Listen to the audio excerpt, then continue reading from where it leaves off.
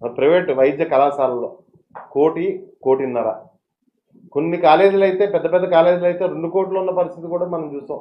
పెద్ద పెద్ద కాలేజీలు అయితే మరి పేద ప్రజల కోసం 17 మెడికల్ కాలేజీలు తీసుకొస్తే మాకు ఈ సీట్లు అవసరం లేదు అని చెప్పేసి లెటర్లు రాయడం, ఆ కాలేజీలను పీపీపీ మోడ్లో అమ్మేయడం, మరి ఆరోగ్యశ్రీ లేకుండా మళ్ళీ ఇన్సూరెన్స్ అన్నట్టు ఏదో తీసి బోటకం చేసి ప్రజల్ని బాధలు పెట్టడం కరెక్ట్ కాదని చెప్పేసి నేను భావిస్తున్నాను. ఆయన క్లెయిమ్ చేసి అదే ఈ రాష్ట్రంలో ఉన్న ప్రజలందరికీ తెలుసు.